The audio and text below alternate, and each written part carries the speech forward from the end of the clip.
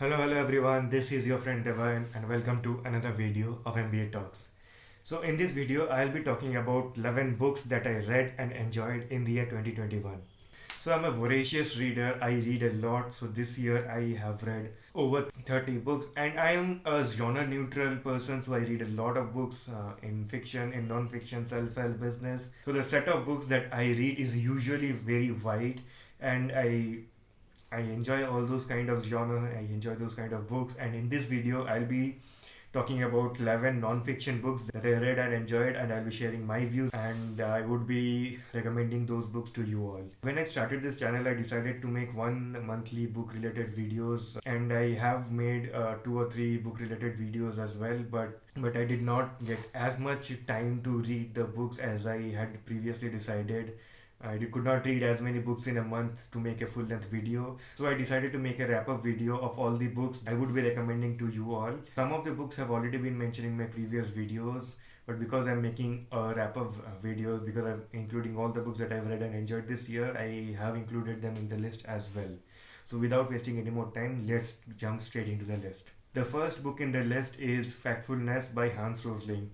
That is one book filled with positivity, and all the optimism that is shown in the book has been backed by quantitative data. So Hans Rosling, through his books, through the 10 chapters, prove to us how the world is actually becoming a better place, contrary to our belief that the world is getting worse, contrary to what the news or the people around us portray the world to be. So that book was an eye-opening book for me. I read through the cases how if we are asked about our opinion about the world, we will obviously have a negative opinion, but chances are that the world is not that bad, world is not that such a worse place to be in. So if you want to have a clear picture of the world, if you want to know how better world we are living in today, then Factfulness is one book I'll be recommending to you all. If you haven't read Factfulness, then do read it. It is bound to fill your mind with positivity and hope about the world that you are in, something which we badly need in this pandemic. The second book that I will be recommending is Permanent Record by Edward Snowden. Now, Edward Snowden's memoir talks about his childhood, how he got exposed to computer, how he used to spend his days and nights with the computer, playing or doing something, trying to understand computer, and how that helped him in getting through the intelligence network of the United States of America. How going there he realized that the intelligence agency is not as it seems to be. How he took the risk of leaving his career to expose the government, to expose the dark sides of the government. This is a beautiful book of a daring person, Edward Snowden, and how the risk he took to give the fact to the audience, give the fact to the people of the world that they deserved.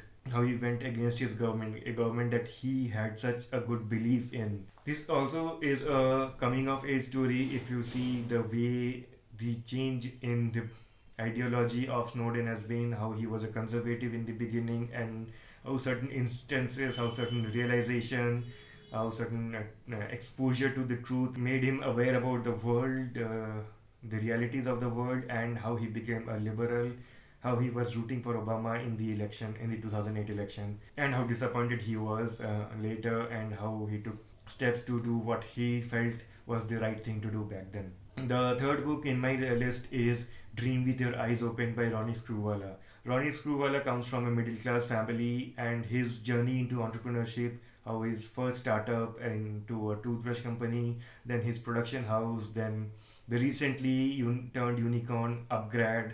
He talks about everything. He talks about entrepreneurship, he talks about taking risk, he talks about the potential of India and Indian youth into becoming entrepreneurs.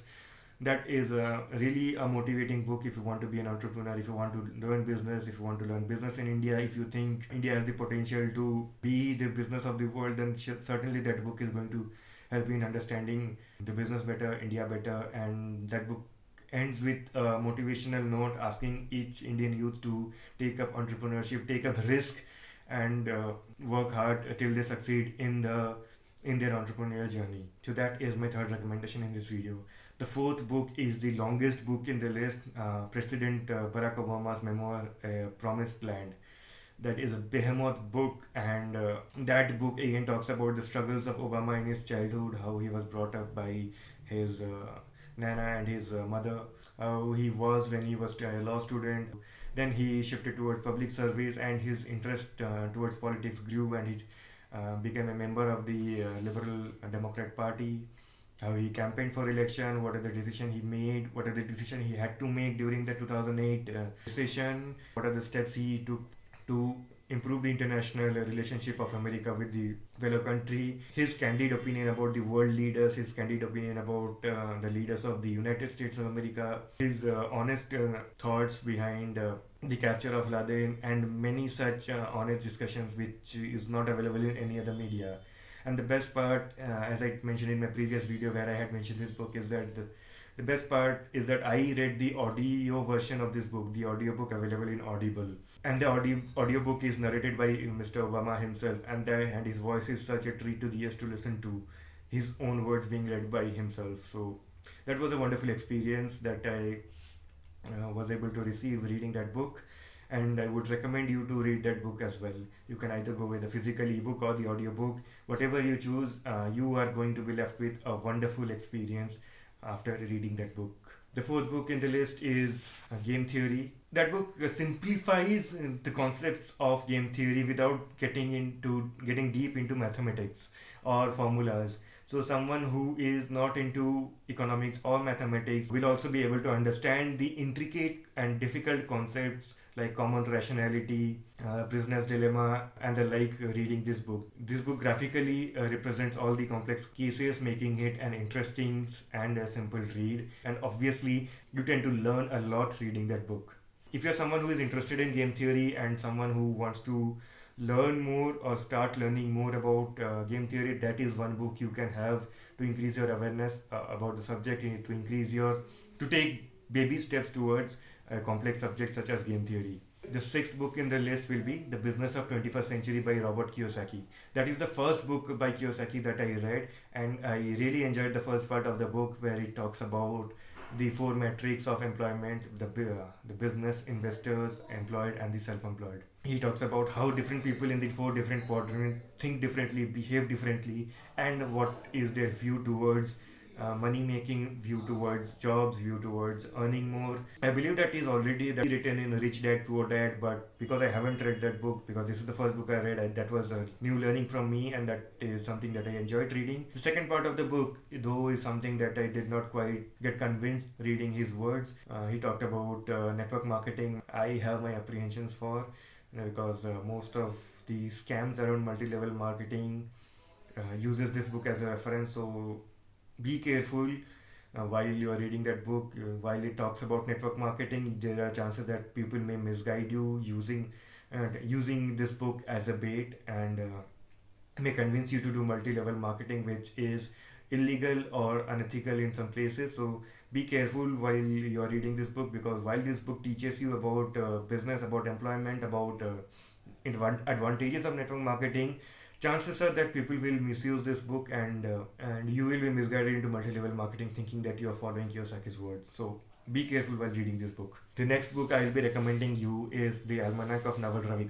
Navalravi is an investor, a content creator, and this book was recommended to me by Ankur Wariku, another YouTuber and a content creator. Navalravi is someone who is very active on Twitter. He tweets about business, philosophy, economics, and many other things. And because I am not there on Twitter, this book became like a gold mine for me, because it was filled with his wisdom, his tweets, his passages, his learnings, his ideas about money, his ideas about gaining knowledge, gaining wisdom about investing, about philosophy, about life. So this is really a wonderful book. This is a very short book. The ebook is also available for free. I will share the link in the description, so you can download this book for free in case you want to buy the hard copy. That is available in the e-commerce platforms too, so do go ahead and get your copies. That is once again a simple and enjoyable read with lots of learning for you. Next book I'll be recommending is Spring Bouncing Back from Rejection. So in this book, Dr. Ambi Parameshwaran suggests ways in which we can bounce off from rejection, motivates us to take rejection in the positive light, says that rejection is not the end of the line, rather it is the beginning of something new. He talks about his rejection, his failures, how he turned his disadvantage into advantage. So that book again is filled with motivation, filled with learning, filled with hope, something again which we need, which we badly need in this time. I enjoyed this book more because I was able to relate to it. Back then, I was giving interviews and I was facing rejection, so that book really helped me stay afloat, to keep applying for jobs, keep applying, keep giving interviews without losing hope. That book really helped me when I was down, so and I would recommend you to read that book if you are seeking motivation, if you are seeking hope, and if you are facing rejection and are looking for someone to tell you that the world is a good place, someone to tell you that it is okay, you are going to be fine. This book is one book you must read. The book by Mark Manson is not a simple read, it is a violent read. It is a subtle art of not giving an F. You all know what an F means. So that book brutally talks about how, as human beings, we are naive, that we always expect happiness, while sadness is an important part of our life. How being indifferent does not mean that we'll be indifferent to happiness or sadness, but rather how we can accept both happiness and sadness. Mark Manson talks about his own childhood, his own life, what are his learnings, and again that book is something you can have as your life philosophy. You can turn to that book whenever you are seeking motivation, whenever you are bothered by negative emotions which should not ideally bother you. So that book is a good book, and the language is a little brutal.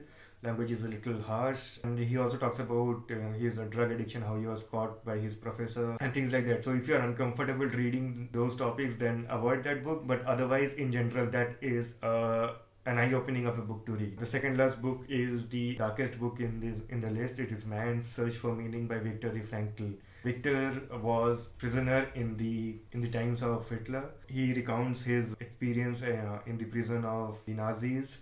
He experienced how the prisoners were treated, about his philosophy, about the way he found the meaning in such a dark time, how he came out and how that changed his life. So that is one serious book, one heavy read in the list.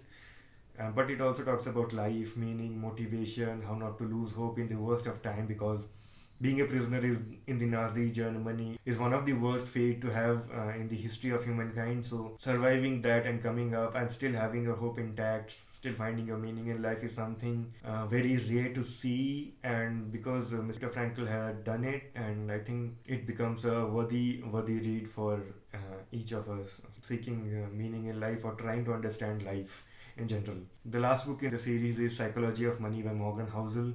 That is one book I would recommend you to read, whether or not you're a student or a working professional or a businessman, because understanding money becomes essential at every phase of our life. Understanding how to make decisions regarding money or career becomes an essential part of everyone's life. It talks about how the ways our parents used to invest is different from how we used to invest, because the time we are in, the geography we are in, influences our way of thinking towards money, influences our desire for money, influences how we see the markets. It talks about time changes, how we change with time. The career that we wanted as a child is not the career we are pursuing as a teenager. We pursued as a teenager, or even after we get that career, we may or may not be happy with that. We need to change our career sometime down the line, and how the world is not constant. Even if you get what you want, there is no guarantee that we'll be happy with it. He talks about moving on. He talks about the power of compounding, talks about how consistency in the stock market, how consistency in investment is important, how being wise with your money is important, how it is always better to invest in some better funds rather than in riskier funds, and how risk and luck go hand in hand. He talks about cases when someone had become successful using stock market while the other had failed. Someone had become successful earlier but failed in the coming years because of excessive greed for money. They started investing in stocks that gave higher return and higher risk, and they lost all their money. So that is one book we all should read to understand money, to understand our psychology towards money, and to understand that the decision we are making today will not be the same decision we'll be making years later, and that is perfectly fine. It also talks about how historians should not be the prophets. What has happened in the past may not happen in the future when it comes to markets, when it comes to investment, or any decision in life. So whatever our parents have decided may not be true for us. Whatever has worked in the history may not work in the future. So historians will not be prophet. That book is filled with knowledge and wisdom in the 20 chapters of the book. and that will be the last recommendation in this video. I have linked all the books that I have mentioned in the description. Check that book out and buy the book, read the book, and do let me know how you enjoyed that book. What are your learnings from each of this book or the book that you picked up. I would be happy to read and reply to all your comments. Let's have a healthy conversation in the comment section. Also, I need to mention that the links are affiliate links, so every time you purchase using that link, I'll be getting a certain commission out of it. That will help me run this channel and come up with more and more videos for you all. So I hope you enjoyed this video. I hope you enjoyed this recommendation that I have for you guys. Those were my reading list for you all. And if you want to know how to improve your writing skills, here is my video that I made on 5 ways in which you can improve your writing skills. So do check out that video. See you in that video. Bye bye.